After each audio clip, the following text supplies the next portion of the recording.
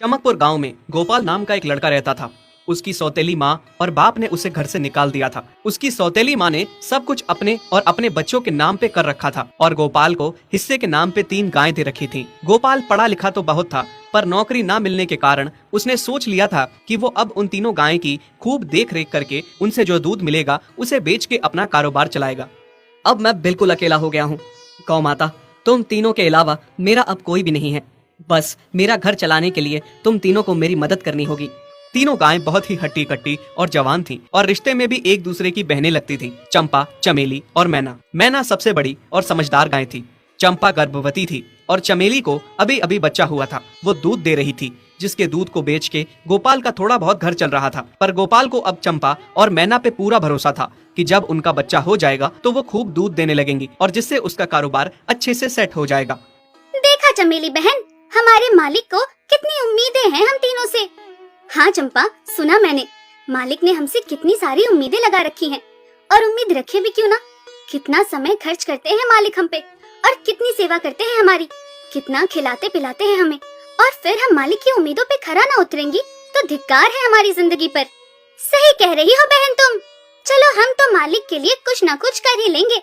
तुमने बच्चा दे दिया है, दूध भी दे रही हो, मैं भी गर्भवती हूँ। थोड़े दिनों में मैं भी बच्चे को जन्म दे दूंगी, फिर दूध भी देने लगूंगी। लेकिन इस मैना दीदी को देखो, हम दोनों से बड़ी हैं, एक बार भी बच्चा ना दे पाई आज तक। क्या इसका फर्ज नहीं बनता मालिक के लिए कुछ? ये तो बड़ी हैं, हमसे ज्यादा इसको मालिक के लिए करना चाहिए था, लेकिन हम छोटी होकर इतना सोच रहे हैं। तुम दोनों ऐसा क्यों कह रही हो? क्या गलत कह रहे हैं हम? सही तो कह रहे हैं। कितने सालों से बांझ पड़ी हो तुम। ऐसा कैसे कह सकती हो तुम? बच्चा देना ना देना मेरे हाथ में थोड़े ना है। मैं भी तो माँ बनना चाहती हूँ ना। मैं भी चाहती हूँ कि दूध दूँ और मालिक को मेरे दूध से कुछ फायदा हो। अरे तुम क्या बच्चा दोगी जो इतने सालों से नहीं दे पाई? तुम ये ख्वाब लेना बंद करो कि तुम बच्चा दोगी और तुम्हारे दूध से मालिक को कोई फायदा होगा। दोनों छोटी बहनें बड़ी बहन मैना की बेबसी का मजाक उड़ाती हैं और उस पे हंसती हैं। इस बात से मैना बहुत दुखी होती है और रोती है कि उसी की बहनें उसको दिलासा देने की बजाय उसे ताने मार रही हैं, उसका मजाक उड़ा रही हैं। फिर एक दिन गोपाल का पड़ोसी उससे कहता है, अरे गोपाल, तुम्हारी 2 गायें तो ठीक है, एक गाय का क्या है? उससे तुम्हें कोई फायदा नहीं है, बेच क्यों नहीं देते उसे? अरे नहीं नहीं भाई साहब, बेचना क्यों उसे? अभी बच्चा नहीं दे रही तो क्या पता कल वो बच्चा दे दे। कोई भी काम जल्दबाजी में नहीं करना चाहिए। अरे नहीं गोपाल, मेरे कहने का ये मतलब था कि तुम्हें अपना कारोबार जल्द खड़ा करने की जरूरत है, क्योंकि तुम्हारे घर वालों ने तुम्हारे साथ जो कुछ भी किया वो बहुत गलत था। अब तुम्हें जो भी करना है अकेले ही करना है। आगे शादी भी तो करनी है तुम्हें, उसके लिए भी खूब पैसा कमाना पड़ेगा। जब तुम्हारी सारी गायें दूध देंगी तभी तो कारोबार अच्छा चलेगा ना। हाँ, बात तो तुम सही कह रहे हो भाई।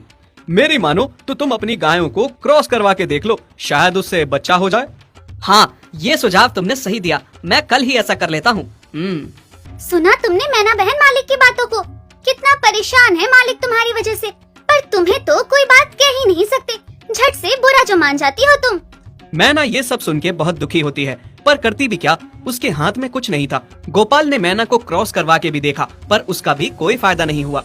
गोपाल, जो सुझाव मैंने तुम्हें दिया था, क्या वो तुमने आजमाया? हाँ भाई, वो भी करके देख लिया, पर उसका भी कोई असर ना हुआ। ये गाय किसी काम की नहीं है गोपाल, मेरी मानो तो इसे बेच दो। मैं सोच रहा हूँ एक बार फिर से क्रॉस करवा के देखता हूँ, शायद कोई बात बन जाए। देख लो, पर मुझे नहीं लगता।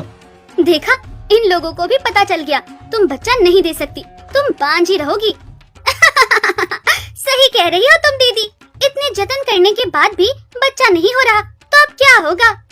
गोपाल मैना को एक बार फिर से क्रॉस करवा लेता है। दोनों बहनें चंपा और चमेली मैना के बांझपन का मजाक उड़ाती हैं और उस पे खूब हंसती हैं।